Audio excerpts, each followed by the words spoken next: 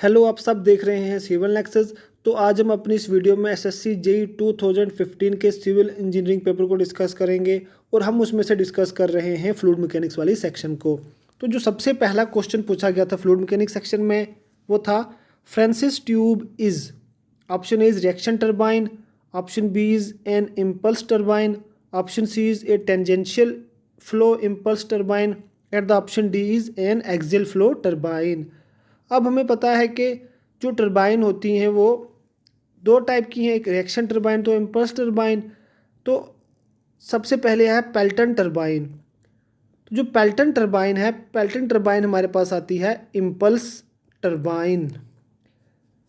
और जो Francis turbine और जो कैपलान टरबाइन है ये आती हैं रिएक्शन टरबाइन की कैटेगरी में, रिएक्शन टरबाइन की कैटेगरी में आती हैं। तो हमें क्वेश्चन में पूछा गया है फ्रांसिस टरबाइन क्या है। तो जो फ्रांसिस टरबाइन है वो एक रिएक्शन टरबाइन है। Therefore option A is correct. हमें याद रखना है कि जो पेल्टन टरबाइन है, पेल्टन टरबाइन है इम्पल्स टरबाइन। तो आप ऐसे भी याद रख सकते हैं जैसे कि आईपी एड्रेस, तो आई से आ गया इम्पल्स, तो पी से आ गया पेल्टन। एक छोटी मोटी ट्रिक है, याद रख लीजिए प्लीज़ आप।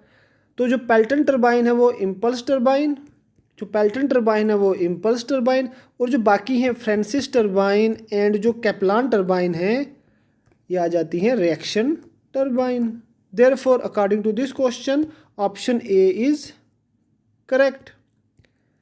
And the next question is most economical circular channel gives maximum discharge while, option A is flow depth is equal to 0.95 diameter, option B is flow velocity high, option C is area flow is full, option D is wetted parameter is least। तो जो ये question आया है वो आया है most economical section में से, और हमें पूछा गया है कि सर्कुलर सेक्शन जो सर्कुलर चैनल जो होगा वो मैक्सिमम डिस्चार्ज कब देगा। तो सर्कुलर सेक्शन के केस में, मैक्सिमम डिस्चार्ज के केस में हमारे पास दो कंडीशंस हैं। सबसे पहले है y is equal to 0.95 d और दूसरी है r is equal to 0.29 d।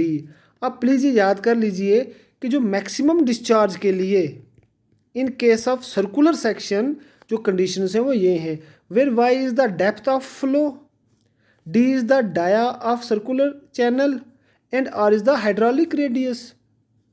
और अब हमें क्वेश्चन में फ्लो डेप्थ का पूछा गया है, y is equal to 0.95 times D, therefore option A is correct. और जो दूसरी कंडीशन है वो है r is equal to 0.29 D. इसका मतलब है कि जो हाइड्रोलिक रेडियस है, hydraulic radius for maximum discharge in case of circular channel, hydraulic radius should be 0.29 times the dia of the circular channel. तो इस क्वेश्चन में ऑप्शन ए जो है वो करेक्ट है। And the next question is, two pipe systems are said to be equivalent when, option A is they carry same discharge, option B is they are satisfying Bernoulli's theorem, option C is both have same head loss and discharge values, and the option D is they are of same length and having same head loss। अब जो एक equivalent section होती है, equivalent pipe वो pipe होती है जो same length की होती हैं।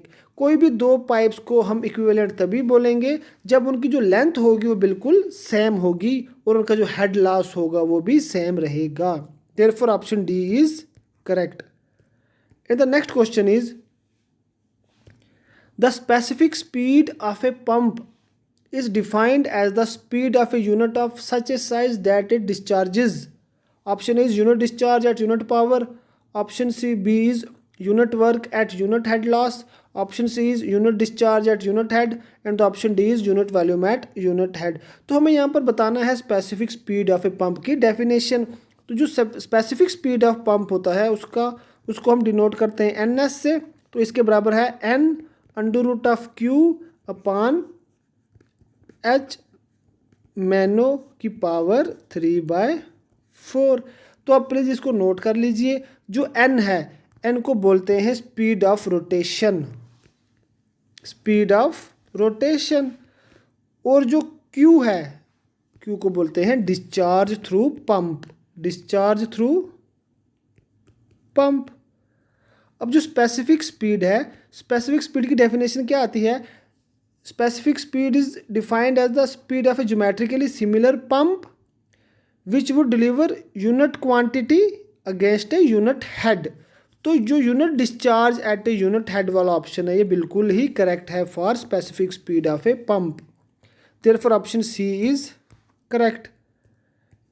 And the next question is the dimensions of Chezy constant is. अब जो चीज़ कांस्टेंट है सी, हमें उसकी डायमेंशंस बतानी है।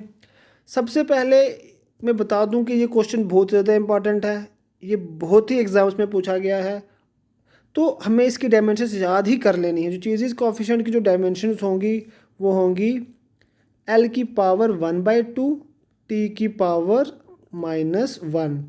तो ये आप नोट कर लीजिए, यहाँ पर दोबारा लिख देते हैं हम l की पावर 1/2 t की पावर -1। तो सबसे पहले हमें याद रखना है कि ये डायमेंशनलेस बिल्कुल भी नहीं है, ये ऑप्शन गलत है, ये भी गलत है, तो ये भी गलत है। अब यहाँ पर जो ये प्रिंट गलत हुआ है, यहाँ पर क्या आएगा l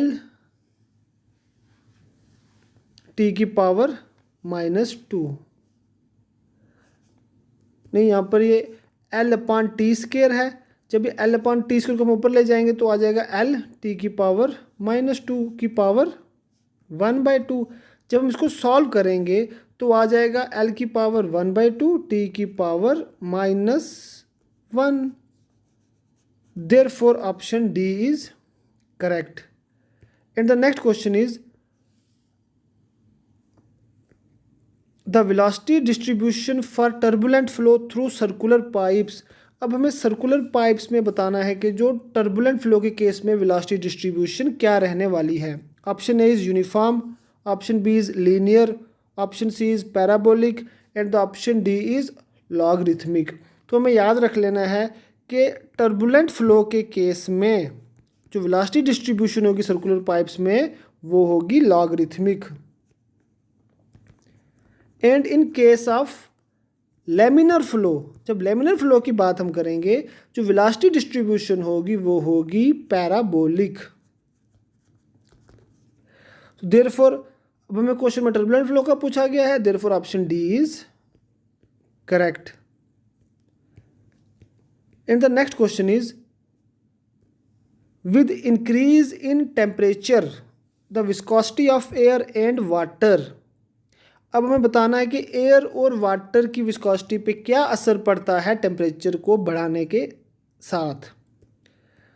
सबसे पहले हम याद रख लें कि जो वाटर की विस्कोसिटी होगी, जो वाटर की विस्कोसिटी होगी वो टेम्परेचर को बढ़ाने से डिक्रीज़ होगी, और जो एयर की विस्कोसिटी होगी वो टेम्परेचर को बढ़ाने से इंक्रीज़ करेगी। यानी कि जो ऑप्शन ए है, viscosity of air increases and viscosity of water decreases with increase in temperature. जब हम टेम्परेचर को बढ़ाएंगे तो जो वाटर की विस्कोसिटी होगी वो कम होगी और जो एयर की विस्कोसिटी होगी वो बढ़ेगी। Therefore option A is correct. And the next question is Haber model are based on the following law. Option A is Froude law, option B is Reynolds law, option C is Stokes law and the option D is Euler's law. हमें याद रख लेना है कि जो harbour model होंगे वो frauds law पे ही बेस्ड होंगे। Therefore option A is correct. And the next question is for stability of floating bodies, अब फ्लोटिंग बॉडीज़ की स्टेबिलिटी के लिए the Meta centre should be. अब हमें याद रखना है हमारे पास 3 टाइप्स ऑफ इक्विलिब्रियम है, हमारे पास 3 टाइप्स ऑफ इक्विलिब्रियम है। सबसे पहला आता है स्टेबल इक्विलिब्रियम, फिर उसके बाद आता है अनस्टेबल इक्विलिब्रियम, फिर आएगा न्यूट्रल इक्विलिब्रियम। अब जो स्टेबल इक्विलिब्रियम के लिए जो मेटा सेंटर होगा वो सेंटर ऑफ ग्रेविटी से ऊपर लाई करेगा। फॉर अनस्टेबल इक्विलिब्रियम जो मेटा सेंटर होगा वो सेंटर ऑफ ग्रेविटी के नीचे लाई करेगा। एंड फॉर न्यूट्रल इक्विलिब्रियम जो मेटा सेंटर और जो सेंटर ऑफ ग्रेविटी होंगे वो कोइंसाइड कर जाएंगे, वो एक ही जगह पे लाई करेंगे। अब हमें पूछा गया है क्वेश्चन में for stability of floating bodies. अब स्टेबल इक्विलिब्रियम की बात करनी है हमें, तो स्टेबल इक्विलिब्रियम के केस में क्या है, m ग्रेटर देन g। इसका मतलब है कि जो मेटा सेंटर होगा वो should be above the centre of gravity, therefore option A is correct. और जो below the centre of gravity है ये आ जाता है अनस्टेबल इक्विलिब्रियम का केस, यानी कि इस केस में बॉडी की स्टेबिलिटी बिल्कुल भी नहीं होगी।